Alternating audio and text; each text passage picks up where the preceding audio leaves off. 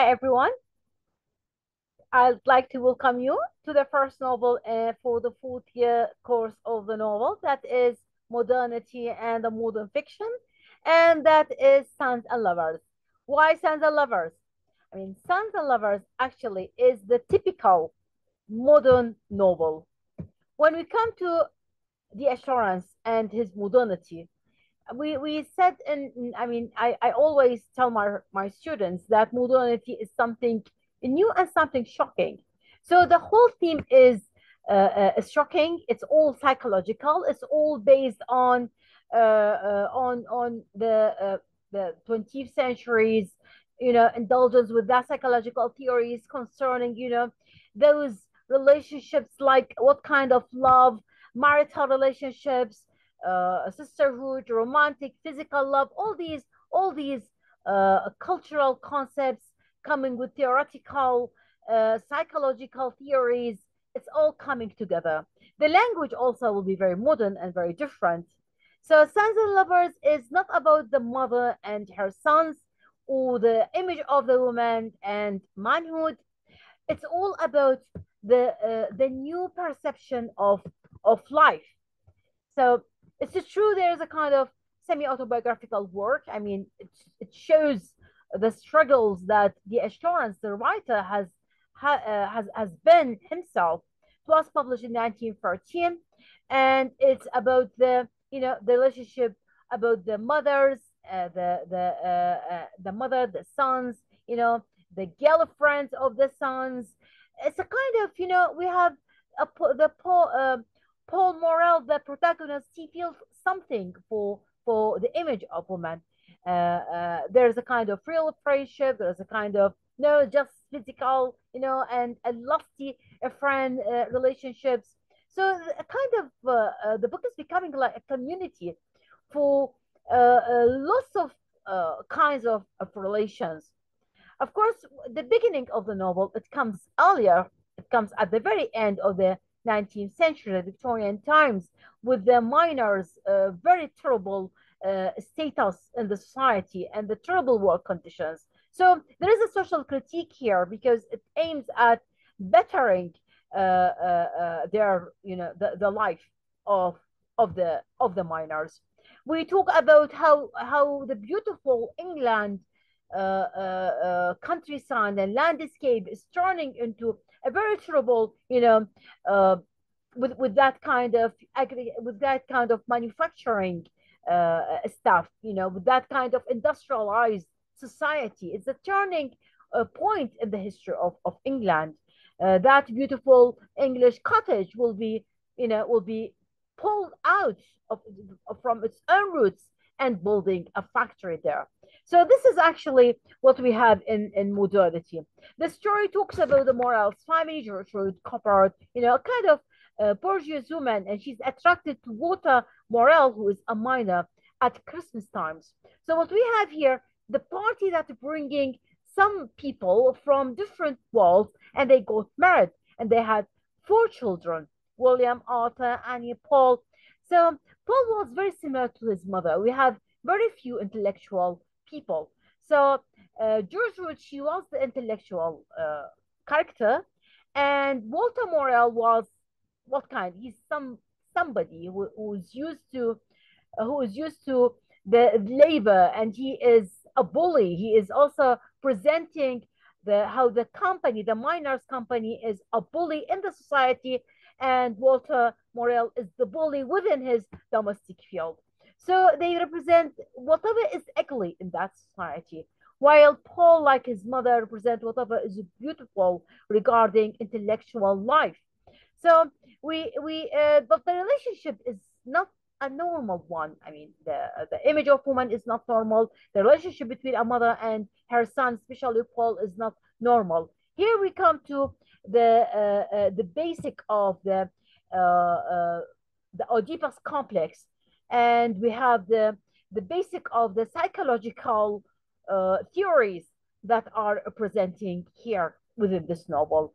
So we have the social differences, we have the Oedipus complex with the Freud theories, psychological theories. We have also social and romantic bondages represented by the author himself. We have the contrast between the body and mind represented in every character, especially women's, the girlfriends, Miriam, Clara, each one of them, they represent a different. The novel can be considered a psychological novel because it is published only a few years after the ideas of Freud's and his psychological theories. And when we talk about, that theories, it's a kind of really a complex stuff because they are, reshaping our understanding of the domestic scene, marriage and domestic scenes and childhood, and these very very important relationships in our life. So Lawrence rewrote the novel 4 times, and its title, Paul Morrell, and then To Sons and Lovers, because he has all that struggle even with the title itself, not only with shaping the novel, but also starting with the title itself.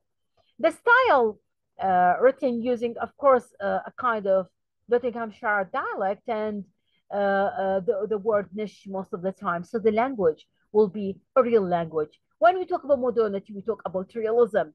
And language, the Lawrence's language, representing exactly that kind of aspect of realism. The narrator herself, the narrator is omniscient narrator.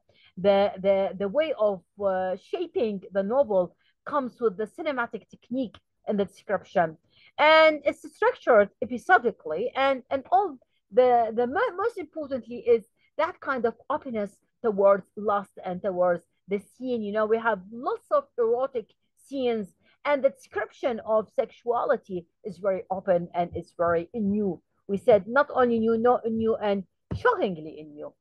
So we can make here a parallelism between Dickens and Lawrence, because Dickens in Hard Times, your description of the town, the Cocktown, and it's very similar to what Lawrence is doing in his description of the industrial setting. And both of them, there's a kind of social critique. So the Victorian social critique is coming into modernity with the Lawrence social critique, with the coal fields, in the first chapter, with description of the cities, with a description of the domestic scene. And that kind of social critique is actually very modern here, because with modern language and with the reality, with many details about those complex relationships between the mother and the sons and their girlfriends. And at the end of the novel, there is one hope, and that hope is the intellectualism. And this is why Paul is very much like his mother, a very intellectual person, because only with knowledge, only with science, we can have a good future. The prosperous lights of the city at the last lines, representing the last lines of the novel, showing us that kind of hope. A gloomy novel, a kind of sad relationships, a kind of, that kind of death, which is physical as well as spiritual. But at the end of the novel, we have a hopeful note. Most of the themes about nature and the flowers, which is also a very beautiful thing about the novel, a kind of description of the natural environment, which is so, it shows us the loss of nature when we are living into that industrialized society.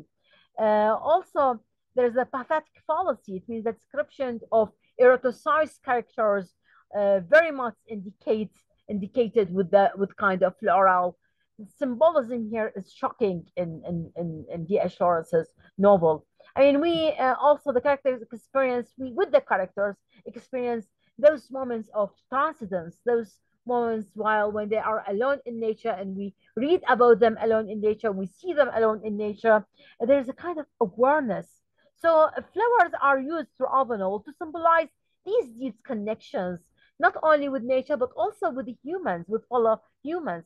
And flowers, sometimes they are agents of divisions, like Paul and Miriam, and sometimes, and the daffodils, for example, sometimes they are agents of a reunion, and that kind of love, like between Paul and his mother.